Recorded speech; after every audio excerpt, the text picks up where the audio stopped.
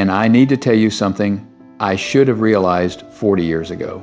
I built a company worth $200 million. I had the corner office, the private jet, the house on the beach. People called me a success story. Business magazines wrote about me. Young entrepreneurs wanted to know my secrets. But here's what nobody knew. While I was building that empire, I was destroying the only things that actually mattered. And by the time I figured it out, it was too late to fix most of it. I'm 76 years old now. My company's gone, sold it years ago. The money's still here, but honestly, I'd trade every penny of it to go back and do things differently.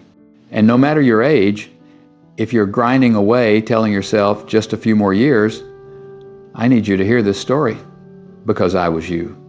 And I was wrong about everything. Let me take you back to 1978.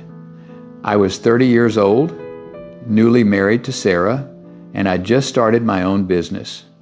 Everyone thought I was crazy, but I was determined to prove them wrong.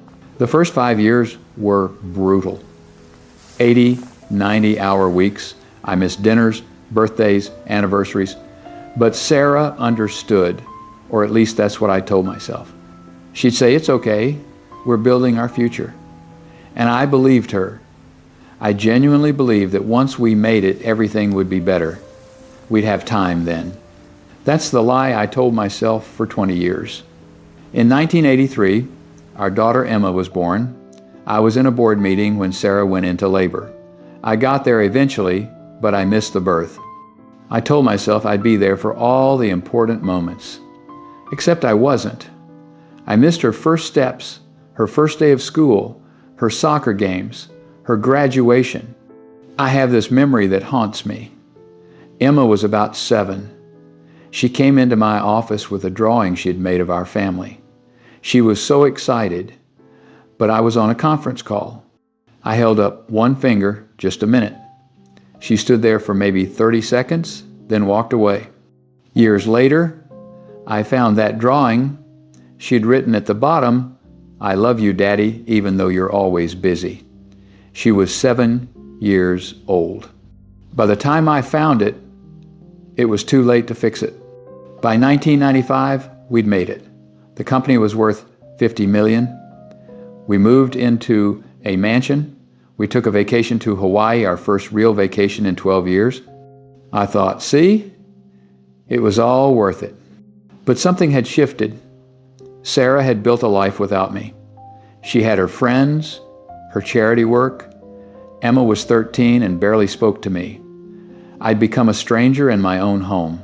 I told myself it was just a phase. Once Emma went to college, we'd reconnect. That magic then I kept waiting for. In 2001, Emma went to college. Stanford. I was so proud. But when we dropped her off, she hugged Sarah for 5 minutes. She hugged me for 5 seconds. Mechanical, obligatory. That same year, Sarah asked for a divorce. 23 years of marriage, and she was done waiting. She'd been alone in our marriage for 2 decades. I'd been married to my company, not to her. I couldn't even argue. She was right. After the divorce, I threw myself in to work harder. The company grew to $200 million. I was on the cover of Forbes. People asked me how I did it. I never told them the truth that I did it by sacrificing everything that mattered. In 2009, I had a heart attack. I was 61 years old. I was in my office, working late as always, when my chest started hurting. I drove myself to the hospital. There was nobody to call. Sarah had remarried. Emma lived in New York. My assistant found out the next day when I didn't show up for a meeting. Lying in that hospital bed, hooked up to machines, I had this moment of absolute clarity. What was it all for? I'd built this massive company, but who was I building it for? Not for Sarah, she was gone. Not for Emma, she'd learned to live without me. For myself? For my ego? For some imaginary finish line that kept moving further away? I sold the company in 2012, got a huge payout, and then I had to figure out what that life was supposed to look like. 64 years old with more money than I could spend and nobody to spend it with, I tried to reconnect with Emma, called her every week, flew to New York. But here's the thing about time, you can't make it up. You can't go back and attend those soccer games. Once that time is gone, it's gone forever. Emma's civil to me now. We have lunch sometimes, we talk on the phone, but we don't have what other fathers and daughters have. We don't have inside jokes or shared memories. We're cordial, pleasant, but we're not close, and that's on me. She got married 3 years ago. She asked me to walk her down the aisle, and I did. But when she gave her speech at the reception, she talked about her mom, about how Sarah had been there for everything, how Sarah had taught her to be strong, how Sarah had shown her what it meant to be a good person. She thanked me for coming. That was it. She thanked me for showing up to her wedding, like I was a guest, not her father. That night, back in my hotel room, I cried for the first time in decades because I'd missed it all. The moments that actually mattered. I'd been so busy building something I thought was important that I'd missed watching my daughter grow up. I'd missed being part of her life. And now I'm this elderly man she tolerates because I'm her father, not because she actually wants me in her life. Here's what took me 60 years to learn. Success means nothing if you're alone. Money means nothing if you have nobody to share it with. Achievements mean nothing if the people you love don't care. I see young men today making the same mistakes I made. I see them working 70, 80-hour weeks. I see them missing dinners with their kids because they have to finish one more report. I see them prioritizing their careers over their marriages. And they all say the same thing I said, just a few more years, once I make partner, once I hit this number, once I achieve this goal, then I'll focus on family. But it never happens because there's always another goal, always another promotion, always another deal. The finish line keeps moving. And meanwhile, your kids grow up, your marriage falls apart, and you wake up one day as an old man with a bank account full of money and a heart full of regrets. If I could go back and talk to my 30-year-old self, here's what I'd say. Your company will survive if you leave at 5 o'clock. That meeting can wait until Monday. That email can be answered tomorrow, but your daughter's childhood won't wait.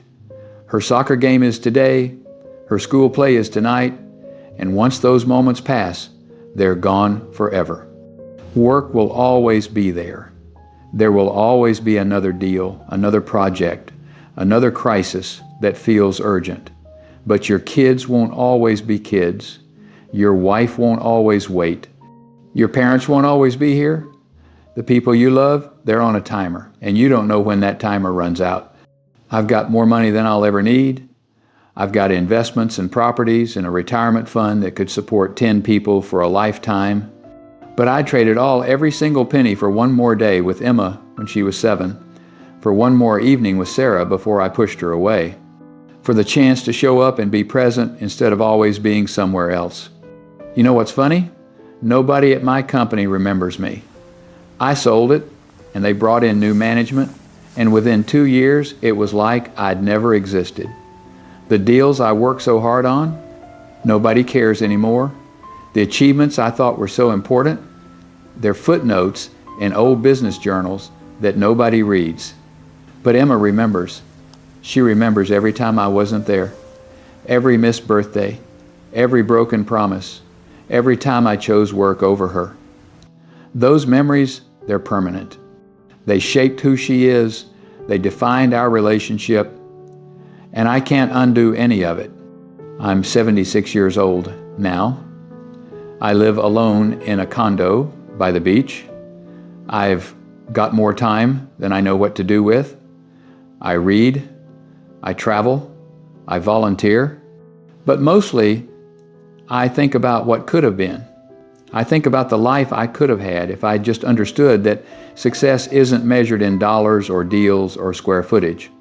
Success is measured in relationships, in presence, in love. So if you're watching this and you're working late again tonight, I need you to stop. I need you to close your laptop. I need you to go home, be with your family, have dinner with your kids. Watch that show with your spouse. Be present. Be there. Because I promise you, 20 years from now, you won't remember what that report said, but you'll remember whether you were there for the moments that mattered. And if you're thinking, but I'm different, my situation is different, I'm building something important, I thought that too. Every man who makes this mistake thinks he's different. But we're not. We're all the same. We all think we have more time than we do. We all think family will wait. We all think we can make it up later. You can't. I learned this lesson 40 years too late.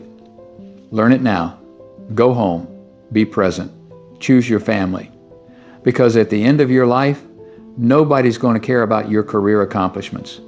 But the people you love, they're going to care whether you were there. And if you're not careful, you'll end up like me.